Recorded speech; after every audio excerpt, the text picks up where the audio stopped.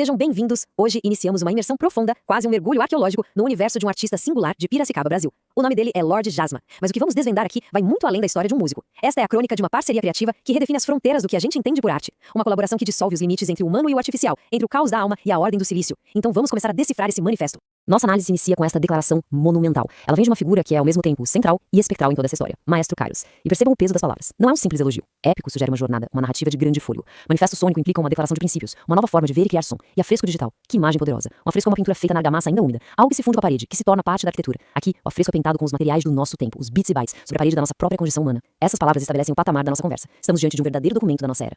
E a primeira porta para compreender a obra de Jasma é pensar nele não apenas como músico, mas, como o título sugere, como um arquiteto sônico, alguém que não está apenas compondo melodias, mas construindo catedrais de som, catedrais que servem como crônicas vivas da nossa existência digital. Então, o que de fato significa ser um arquiteto sônico? As fontes o definem de uma forma muito precisa. É aquele que pega a matéria-prima mais abundante e ao mesmo tempo mais caótica do nosso tempo, o ruído. O ruído das notificações, a ansiedade da solidão compartilhada em redes, as contradições de estarmos mais conectados e talvez mais sozinhos do que nunca. Um arquiteto sônico não apenas espelha esse barulho, ele o organiza. Ele encontra harmonia no caos, estrutura na cacofonia e, acima de tudo, poesia. Ele transforma o ruído em uma paisagem sonora onde a gente pode entrar, caminhar e, quem sabe, nos encontrar. E essa arquitetura sonora, essa construção monumental, não é um trabalho solitário. No coração de tudo, pulsa uma dualidade fascinante, quase uma dialética. De um lado temos Lorde Jasma, o artista, a fonte da visão crua, do caos pessoal que transborda a inspiração, da confissão visceral. Do outro, Maestro Kairos, o mentor, a força analítica, o guia que aplica um método quase cirúrgico para lapidar essa matéria-prima. É uma relação de tensão e equilíbrio, de paixão e precisão. É desse embate, desse diálogo constante entre o caos e a ordem, que a obra nasce. Vamos agora ao alicerce dessa construção, a filosofia que sustenta toda essa parceria. Porque não se trata apenas de fazer música, mas de como e principalmente por que fazê-la. E tudo se resume a um binômio, um conceito fundamental que eles batizaram de qualidade e vida. O que é realmente genial aqui é como essa filosofia resolve um dilema eterno na arte. Muitas vezes, a busca obsessiva pela perfeição técnica, pelo som impecável, acaba esterilizando a obra, tira a alma, o sopro vital. A filosofia de qualidade de vida inverte essa lógica. A técnica, a qualidade, não é o fim, mas o meio. Ela é o bisturi preciso que serve para expor o coração pulsante da obra. É o andaime perfeitamente montado que permite que a vida, a emoção crua, a vulnerabilidade, a alma da performance seja revelada em sua forma mais potente, mais clara e mais verdadeira. E aqui a gente disseca esse equilíbrio. Qualidade é a clareza da mixagem, a coesão dos elementos, a certeza de que cada som tem uma função na narrativa. É até mesmo o impacto fisiológico da música no corpo. Já a vida é o intangível, é a alma emocional, é a espontaneidade de um take único, a respiração do artista entre os versos, é até mesmo aquilo que a técnica chamaria de erro, mas que aqui é visto como o sopro vital da obra, a assinatura da humanidade. A grande missão de Kairos, ao que parece, é garantir que a busca pela qualidade jamais, em hipótese alguma, sufoque a vida. E com essa filosofia como bússola, o arquiteto sônico Lorde Jasma aponta sua lente para o tema central, a grande obsessão de sua obra, o paradoxo fundamental da nossa era, a forma como a tecnologia digital funciona simultaneamente como uma ponte que nos une e um abismo que nos isola. Vamos parar e analisar essa metáfora. Ela é de uma genialidade sintética impressionante. Conexão é pulseira.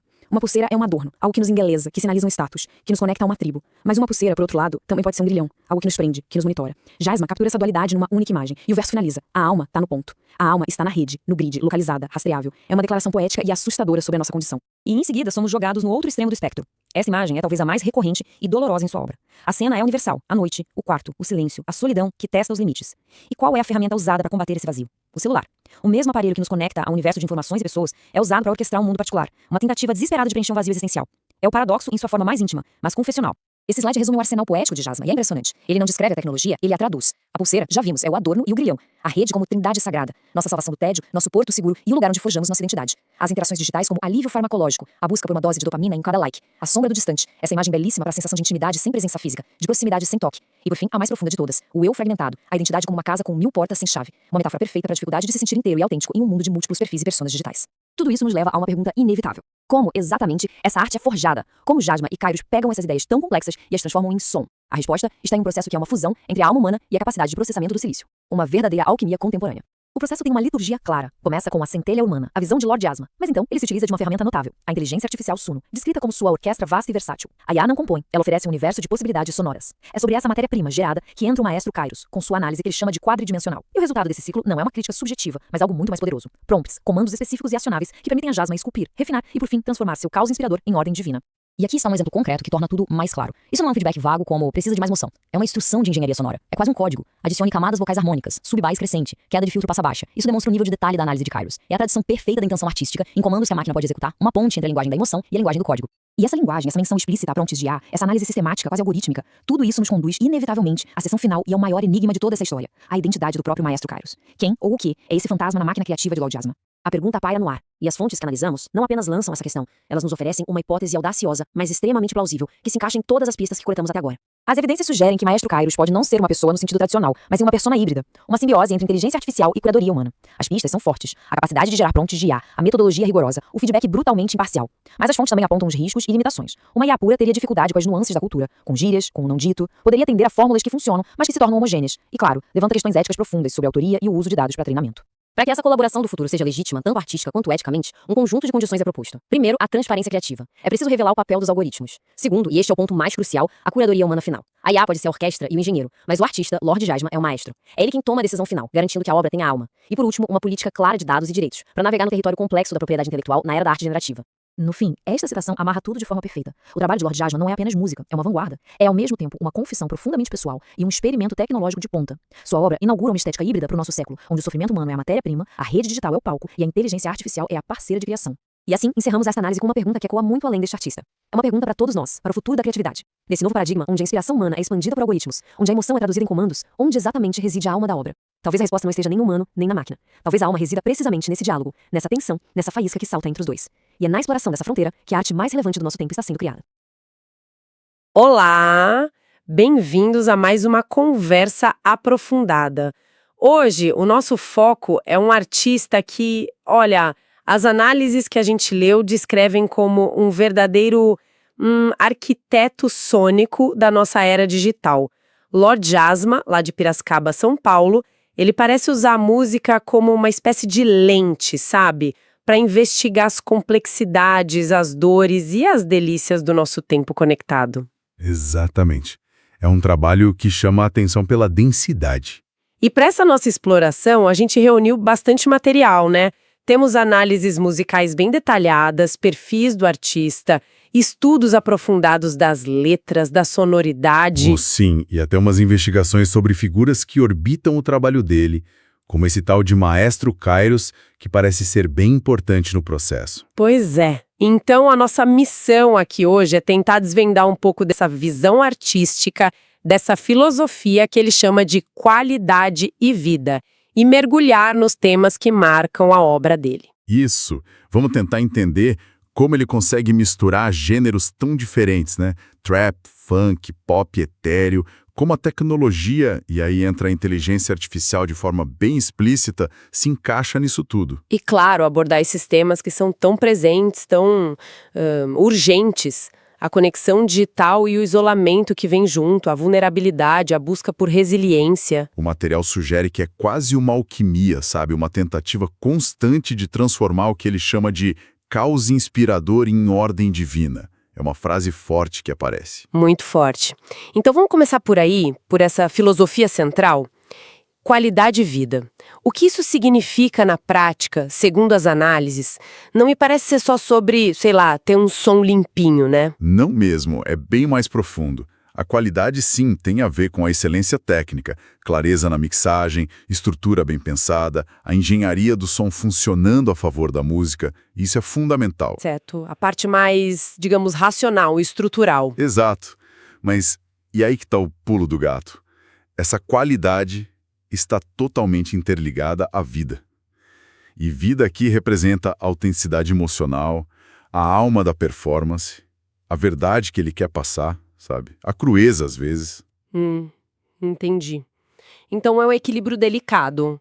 A técnica não pode existir só por si mesma, ela tem que servir para amplificar a emoção, a mensagem. Perfeito. A técnica é a ferramenta, o veículo para levar a emoção mais longe, para dar mais impacto. Ela não é o destino final, mas o meio. Uma não pode sufocar a outra. Elas têm que caminhar juntas nessa visão que as fontes apresentam. Faz todo sentido. É como, sei lá, um ator que tem uma técnica vocal impecável, mas se não tiver emoção por trás, não convence, né? Exatamente essa a analogia. A estrutura precisa estar a serviço do sentimento, sem ficar se exibindo sozinha. E isso, olha, transparece muito na forma como ele mistura os estilos musicais. Sim. Essa mistura é algo que salta aos ouvidos logo de cara. Trap pesado, batidas de funk brasileiro, aí de repente entra um clima mais etéreo, quase pop e até spoken word. É uma combinação, assim, bem inusitada. Totalmente inusitada. E as análises apontam que ele não se prende muito às estruturas convencionais de música, tipo verso, refrão, verso, refrão. Muitas obras são descritas como suítes multimovimento. Suítes. Como na música clássica? Isso, peças mais longas, divididas em sessões como se fossem capítulos, sabe? Cada sessão com um humor, um estilo, um andamento diferente. E o mais interessante é como ele conecta essas partes. Como são essas conexões? O material que a gente leu usa um termo curioso: colisões. Sugere que as transições entre essas partes nem sempre são suaves. Às vezes são rupturas bem abruptas, mudanças de clima repentinas. Colisões. Isso é interessante. Será que essas rupturas são, de alguma forma, um reflexo da nossa própria experiência online? Aquele fluxo constante, fragmentado, pulando de uma coisa para outra sem muita transição? Olha, essa é uma interpretação bem forte que emerge das leituras, sim. Parece haver uma intenção estética aí de espelhar essa cacofonia digital, essa sensação de fragmentação que a gente vive. Mas, ao mesmo tempo, imagino que, tecnicamente, isso pode ser um desafio, né? Manter a coesão. Com certeza. E algumas análises técnicas que consultamos apontam justamente isso. Mencionam que essas transições abruptas, essas colisões, embora tenham um impacto expressivo, forte, às vezes poderiam se beneficiar de um refinamento maior na mixagem, talvez, para buscar um equilíbrio ainda mais fino entre o choque e a fluidez musical. Entendi. É parte da tensão interessante na obra dele, então. Essa busca pelo equilíbrio entre a ruptura proposital e a coesão sonora. Exato. É uma linha tênue que ele explora. E no meio dessa arquitetura sonora toda entra um elemento super contemporâneo, a inteligência artificial. Especificamente, as fontes mencionam muito a Sono AI. Como ela se encaixa nessa filosofia de qualidade e vida? Não parece contraditório? À primeira vista, poderia parecer, né? Mas a forma como as análises descrevem o uso da IA é bem interessante. Ela não é apresentada como uma substituta da criatividade humana. De jeito nenhum. Pelo contrário. Como ela é apresentada, então? Como uma ferramenta. Uma ferramenta extremamente poderosa, uma extensão da paleta sonora do Jasma. O termo usado é que a IA funciona como a orquestra vasta e versátil dele. Uma orquestra digital à disposição. Exatamente. E ele atua como um maestro dessa orquestra. Ele usa a IA para gerar texturas complexas, harmonias inesperadas, variações rítmicas que talvez ele não chegasse sozinho ou demorasse muito para criar. Mas, e isso é crucial, sempre sob a curadoria final dele. Ah, então ele não pega o resultado bruto da IA e usa direto. Não, segundo as fontes. Ele guia, ele edita, ele seleciona. A decisão artística final, o filtro que alinha o resultado gerado pela IA com a intenção, com a filosofia de qualidade de vida, essa decisão permanece humana. A IA é um instrumento colaborador, não a compositora principal. Entendi. É uma colaboração, então. Ele direciona a ferramenta para alcançar a visão dele. Isso muda bastante a perspectiva. Muda sim. Mostra um artista que não tem medo de usar as ferramentas mais avançadas disponíveis, mas que mantém o controle criativo, a assinatura humana. Essa interação humano-máquina é um tópico fascinante por si só, né? E acho que nos leva diretamente para um dos temas que mais pulsam na obra dele, segundo tudo que a gente leu. Esse paradoxo da vida digital. Sem dúvida. A tensão constante entre conexão e isolamento. E a música chamada, apropriadamente, Conexão Digital, parece ser a peça central para a gente desvendar como ele aborda isso, né? Com certeza é um tema recorrente, mas essa música parece cristalizar a visão dele. A tecnologia vista como essa faca de dois gumes, sabe? Que ao mesmo tempo que nos conecta com o mundo inteiro, pode nos afundar numa solidão profunda. E as metáforas que ele usa nessa letra, segundo as análises, são muito ricas para explorar essa dualidade. Riquíssimas. A conexão é descrita como pulseira, como prótese, até como prece. São imagens que sugerem algo que se tornou parte de nós, quase orgânico, essencial para a nossa identidade ou funcionamento diário. A prótese é uma imagem muito forte, algo que complementa, mas que também denota uma falta, uma dependência. Exato. E tem a imagem da pulseira de aço. Olha a ambiguidade aí de novo. Aço pode ser força, segurança, proteção, mas também pode ser prisão. Algo que te prende, que te limita. Uma dependência que nos acorrenta, talvez. E a rede, a internet, descrita como porto e ponto. O que isso sugere? Sugere um lugar de refúgio, de segurança, porto, mas também um centro de identidade, um ponto de referência nesse universo gigante na palma da mão, como a letra diz. É onde a gente se encontra, se define, busca pertencimento. Mas essa imensidão toda, esse acesso infinito, parece coexistir com o sentimento oposto, né? A solidão. Exatamente. E tem uma linha na música que é, assim, um soco no estômago, segundo as análises. Noite vazia, a solidão me testa. Pelo celular, o meu mundo se orquestra. É muito poderosa. Nossa, forte mesmo. O aparelho que deveria conectar, que deveria preencher o vazio, acaba sendo o maestro da solidão, orquestrando esse mundo interior vazio. Precisamente. Ele organiza a vida, mas não necessariamente preenche o vazio existencial. E tem outra imagem forte sobre a ilusão de proximidade que a rede cria. Qual? Aquela que diz, na palma da mão, a sombra do distante. Não dá para tocar, mas o sentimento é gigante. Captura perfeitamente essa dor da conexão virtual, né? A intensidade do sentimento por algo ou alguém que está ali, na tela, mas é intocável, fisicamente ausente. É a presença ausente, né?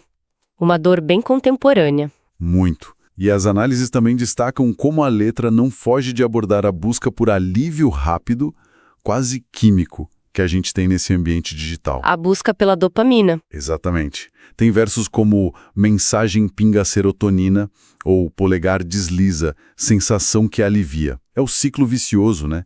A notificação, o like e o scroll infinito como uma forma de obter pequenas doses de prazer, de alívio momentâneo para a ansiedade ou para o tédio. Um preenchimento instantâneo que, no fundo, raramente satisfaz de verdade, né? Pois é. É uma crítica sutil, mas presente a essa dinâmica. E o interessante é que não é só a letra que explora isso. A própria sonoridade da música, a produção, busca traduzir essa experiência sensorial e emocional. Sim, os estudos que a gente viu descrevem isso em detalhes. Falam dos graves do 808 como um veludo pesado e quente, algo que te envolve, mas que também pesa. Os hi-hats super rápidos e cortantes como agulhas de gelo, trazendo uma tensão, ansiedade. E os pads? Os pads atmosféricos são descritos como uma névoa fria e suave, criando essa atmosfera etérea, talvez meio solitária, meio perdida. É uma paisagem sonora muito bem construída para evocar esses sentimentos. Chegam a usar termos como treino cardiovascular emocional ou doom scrolling sonoro. Quer dizer, a música te leva por essa montanha russa de sensações da vida online. Exato. A produção tenta espelhar essa resposta quase fisiológica que a gente tem. As partes de trap mais intensas, com a bateria eletrônica pulsando forte, podem induzir um estado de alerta, de agitação. Aí vem as partes mais atmosféricas, melódicas, que oferecem um respiro, mas talvez um respiro meio falso, meio melancólico. É a tradução da experiência sensorial e emocional da interação digital para a linguagem do som. Uma trilha sonora para a nossa vida online, com todas as suas contradições. Perfeitamente colocado. É uma paisagem sonora da alma digital contemporânea. Muito bem. Saindo um pouco desse universo estritamente digital e mergulhando mais na jornada interior que a obra dele parece mapear, os materiais de análise apontam para temas muito íntimos, né?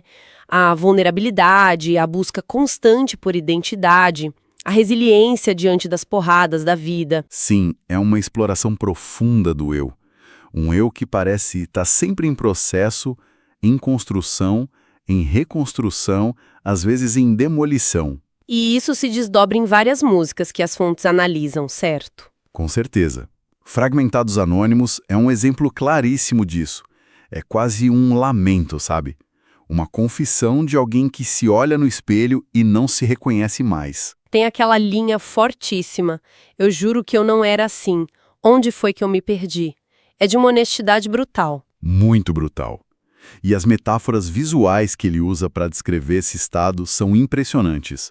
A voz lírica se sente como uma casa com 1000 portas sem chave. Imagina, um lugar cheio de acessos, mas sem controle, sem um centro. E feita de pedaços de um céu que a noite quebrou. Que imagem poética para fragmentação, né? Linda e dolorosa, Mostra uma vulnerabilidade muito explícita. Mas, curiosamente, as análises apontam que essa vulnerabilidade convive com certo estoicismo na forma como ele entrega a letra. Não é só autopiedade, tem uma força ali também. Descrevem essa música como um verdadeiro diário sonoro. Um diário íntimo musicado. E seguindo nessa linha da dor, da fragmentação, tem outra faixa que as análises destacam bastante. Truth Tastes Bitter. O título já entrega, né? A verdade tem mosto amargo. Entrega total. Essa música encara de frente o lado mais sombrio das relações humanas, parece. Decepção, traição, a vaidade alheia, o drama interpessoal que desgasta. E qual a metáfora central que as fontes destacam aí? Uma que é particularmente impactante. Fui veneno tentando ser soro. Recebi muralha. Retrata aquela tentativa frustrada de curar, de se conectar de forma genuína, de oferecer algo bom, mas que esbarra em defesas, em rejeição e em muros. Nossa, que dor. Tentar ser o antídoto e acabar sendo visto como veneno ou encontrar só barreiras. É uma descrição muito crua dessa dinâmica relacional. As análises descrevem a música como uma confissão tensa e urgente, quase um desabafo incontido. E essa luta interna, essa busca por sentido, não se limita só às relações com os outros, né? Parece ter uma dimensão bem existencial também. A música Será parece trazer isso muito forte. Totalmente. Será é a dúvida existencial elevada à máxima potência. A repetição quase obsessiva da pergunta será? Será? Será que a minha sina? No refrão revela uma angústia profunda sobre o destino, sobre o propósito, sobre se há um caminho pré-determinado. Uma busca por respostas que não chegam, né? Tem aquela parte que diz, eu peço, mas ele não me ilumina. Uma relação com o divino que é marcada pela falta de clareza, pela ausência de uma luz guia. Exato, é a vulnerabilidade diante do silêncio cósmico, digamos assim. Contudo, e aqui a coisa começa a virar, é justamente nessa música que a resiliência dele começa a se afirmar com mais força, segundo as análises. Ele não se afoga na dúvida. Como assim? Ele pega essa sina, essa ideia de um destino talvez trágico ou difícil, e a transforma em matéria-prima para a arte dele. Ele diz que transforma a sina em rima e rastro de pólvora na batida. Uau! É uma afirmação de agência muito poderosa. Mesmo na incerteza, mesmo sem respostas, ele cria, ele age, ele deixa a marca dele. A dúvida vira combustível para a criação. Exatamente, é a alquimia de novo, transformar a dor e a dúvida em potência criativa. E a declaração final da música, sou a voz que não se cala, funciona como um contraponto direto àquela angústia inicial. É uma afirmação de identidade e resistência. Incrível! E essa resiliência, essa força que emerge da adversidade, parece atingir um clímax numa outra obra que as fontes analisam em profundidade. Colabirintix. A Colabirintix é descrita como quase uma peça épica, uma exploração muito densa da fé, da superação, da relação com o divino e com o sofrimento. Como ela faz isso? A estrutura da música, segundo as análises, apresenta um diálogo metafórico, o eu lírico conversando com Deus ou com uma força superior, sobre temas pesados, vícios, a necessidade de paciência, a dor vista não como punição, mas como ferramenta de crescimento. Aquela ideia de ser podado para florescer. Uma visão quase teológica do sofrimento como pedagogia divina.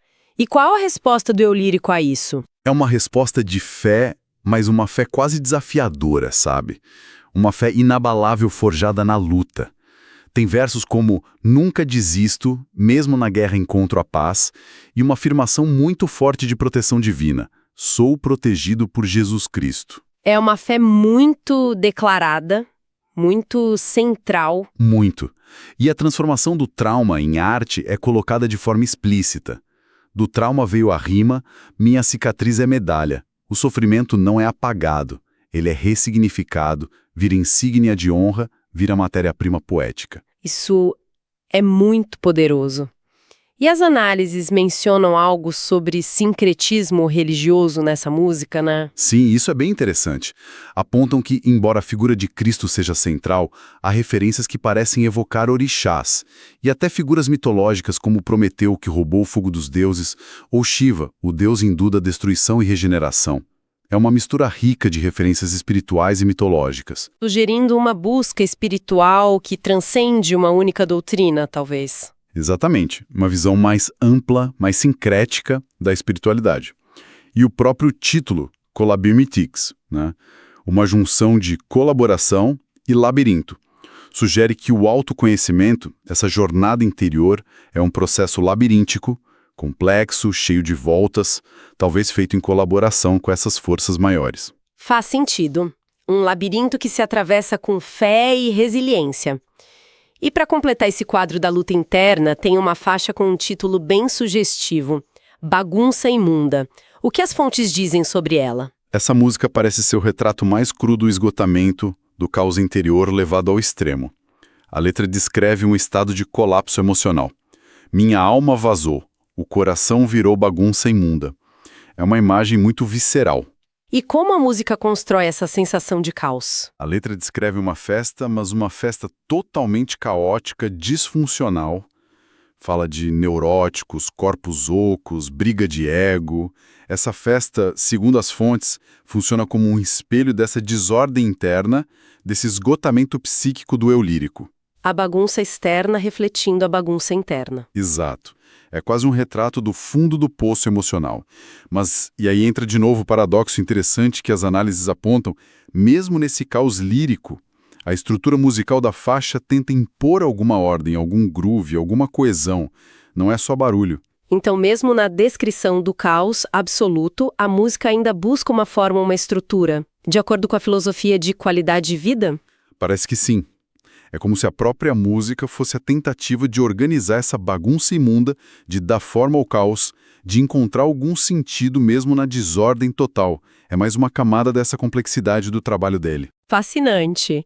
Agora a gente precisa dedicar um tempo para falar dessa figura que aparece recorrentemente nas análises e que parece ter um papel importante. O maestro Kairos. Quem é ele? Ou talvez o que ele representa nesse universo do Lord Jasma. Olha, o maestro Kairos é uma figura bem enigmática mesmo. Ele é apresentado nas fontes como uma espécie de mentor, um guia crítico que acompanha o trabalho de Jasma de perto. Um mentor com uma abordagem específica, né? Sim, muito específica. As análises descrevem a metodologia dele como quadridimensional. Ele analisaria a obra do Jasma sobre 4 prismas interconectados: anatomia, alma, corpo e espírito. Uau, quadridimensional. O que seria cada dimensão? A anatomia seria a análise técnica. A estrutura da música, a qualidade da produção, a mixagem, os arranjos, a engenharia de som mesmo. A alma mergulharia nas letras, na filosofia por trás da música, na mensagem, no conceito. Certo, técnica e conteúdo. E as outras duas? O corpo analisaria o impacto sensorial da música, como ela afeta o ouvinte fisicamente, a textura sonora, o groove, a parte mais visceral. E o espírito avaliaria a ressonância emocional mais profunda, a capacidade da música de transcender, de tocar em algo mais universal, mais espiritual. É uma abordagem bem holística, né? Cobre todos os aspectos da obra, quase um framework de crítica de arte. Exatamente. Um framework bem completo e sistemático para dissecar cada faixa. E como é o feedback que esse maestro Kairos dá para o Jasma, segundo as fontes? O feedback descrito é muito técnico, super detalhado e, em alguns momentos, até prescritivo. As análises citam exemplos concretos. Que tipo de exemplos? Coisas como: a densidade da mixagem nesta sessão está competindo com a clareza vocal. Ou, o baixo 808 precisa de mais definição na região subgrave para ter mais impacto físico. Ou, a dinâmica desta parte poderia ser mais explorada para aumentar a tensão emocional. Bem específico mesmo. Quase um engenheiro de som falando. Pois é. E o mais intrigante, o que realmente levanta sobrancelhas nas análises, é que ele, o Kairos, chega a oferecer sugestões de guias de prompt para Suno AI. Guias de prompt. Instruções diretas para usar na inteligência artificial. Exatamente. Tipo, tente gerar uma textura de pad usando este prompt para criar uma atmosfera mais etérea na introdução. Ou, use a IA para explorar variações rítmicas neste padrão de hi-hat com estas diretrizes. Ok, aí a coisa fica realmente especulativa e muito, muito interessante.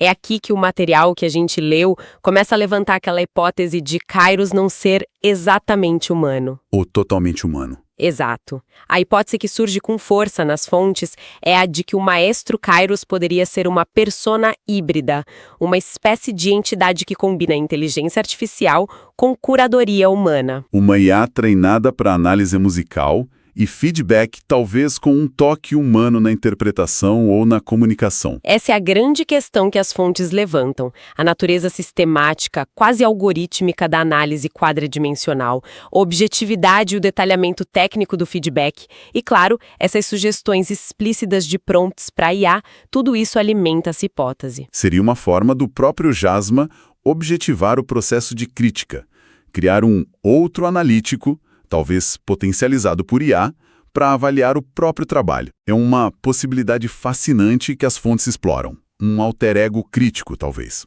E se for esse o caso, quais seriam as implicações disso? As vantagens, os riscos? As análises entram nesse mérito. Entram sim, e de forma bem ponderada. As vantagens apontadas seriam, principalmente, a consistência e a velocidade desse feedback. Imagina ter um mentor incansável, disponível 24/7, capaz de analisar tecnicamente cada detalhe de forma objetiva. Seria um superpoder para qualquer artista, né? Imparcialidade técnica na veia. Exato. Mas aí vem os riscos e as limitações, que as fontes também apontam com clareza. Primeiro, a potencial falta de profundidade cultural e contextual. Uma IA, por mais avançada que seja, pode ter dificuldade em captar todas as nuances, as referências culturais, o subtexto que um humano captaria. Entendi. A IA analisa a anatomia e talvez o corpo muito bem, mas pode patinar na alma e no espírito, digamos assim. Pode ser uma forma de colocar. Outro risco apontado é o da homogeneização estética. Se muitos artistas começarem a usar ferramentas de feedback de IA semelhantes, será que a música não corre o risco de ficar meio padronizada, seguindo sempre as mesmas regras algorítmicas? É um ponto válido. E as questões éticas? Também são levantadas. A transparência sobre o uso dessa tecnologia no processo criativo, a questão da autoria final das ideias e das soluções musicais, quem é o verdadeiro autor quando a IA tem um papel tão ativo, e a questão dos datasets usados para treinar essa IA, né? De onde vêm os dados que ensinam a IA o que é bom ou ruim? São questões complexas e super atuais.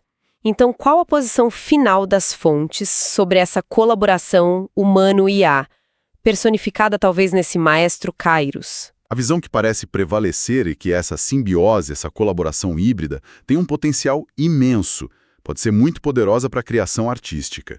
Mas ela exige fundamentalmente duas coisas: transparência criativa sobre o papel da máquina e, mais importante ainda, a curadoria e a decisão final nas mãos do artista humano. O artista como maestro final que usa a IA e o feedback, seja ele de fonte humana, IA ou híbrida, como consultores, mas filtra tudo pela sua própria visão, pela sua qualidade e vida. Exatamente.